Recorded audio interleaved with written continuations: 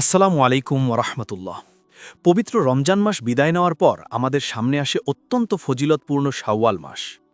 রসুল সাল্লাল্লাহু আলাইহি ওয়াসাল্লামের হাদিস অনুযায়ী রমজানের রোজা রাখার পর যেই ব্যক্তি শাওয়াল মাসের ৬টি রোজা রাখবে সে যেন সারা বছরই রোজা রাখল। সুবহানাল্লাহ।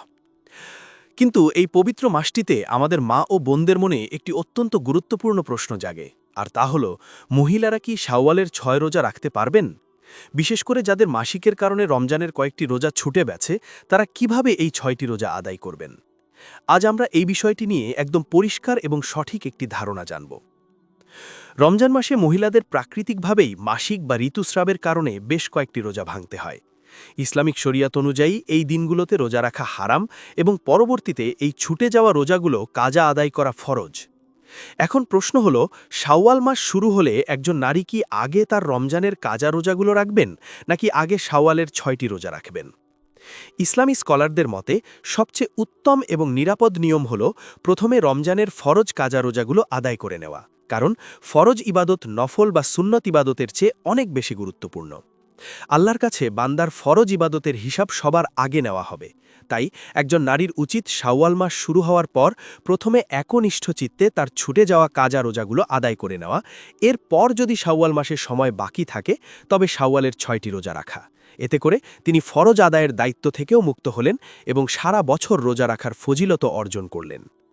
কিন্তু পরিস্থিতি যদি এমন হয় যে একজন নারীর রমজানের কাজা রোজার সংখ্যা অনেক বেশি, যেমন ধরুন কারো ৭ বা ৮ দিন রোজা ছুটে গেছে, এখন শাওয়াল মাসে তিনি যদি আগে ৮টি কাজা রোজা রাখেন, তারপর আরও ৬টি শাওয়ালের রোজা রাখতে যান, তবে হয়তো মাসের সময় শেষ হয়ে যেতে পারে, অথবা শারীরিক দুর্বলতার কারণে তার পক্ষে একটানা এত রোজা রাখা সম্ভব নাও হতে পারে। এমন পরিস্থিতিতে ইসলাম আমাদের জন্য কি সহজ উপায় রেখেছে? প্রখ্যাত ইসলামী স্কলারদের মতে যদি সময় কম থাকে বা শারীরিক কষ্ট খুব বেশি হয়, তবে একজন নারী চাইলে আগে শাওয়ালের ৬টি রোজা আদায় করে নিতে পারবেন, কারণ শাওয়ালের রোজার সময়কাল শুধুমাত্র শাওয়াল মাসেই সীমাবদ্ধ। এই মাস চলে গেলে আর এই ফজিলত পাওয়া যাবে না। অন্যদিকে রমজানের কাজা রোজাগুলো আদায় করার জন্য পরবর্তী রমজান আসার আগ পর্যন্ত পুরো ১১ মাস সময় হাতে থাকে। তাই এই বিশেষ পরিস্থিতিতে তিনি আগে শাওয়ালের ৬টি রোজা রেখে নিতে পারবেন এবং পরবর্তীতে সুবিধামতো সময়ে রমজানের কাজা রোজাগুলো আদায় করে নেবেন। ইনশাল্লাহ আল্লাহ তাআলা তার নিয়ত কবুল করবেন এবং তাকে পূর্ণ সওয়াব দান করবেন।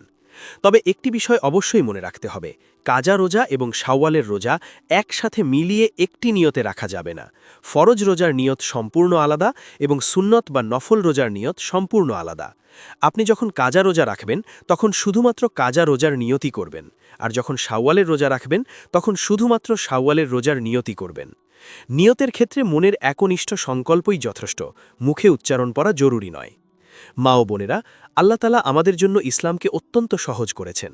কোনো ধরনের কাঠিন্য বা অতিরিক্ত চাপ তিনি আমাদের উপর চাপিয়ে দেননি।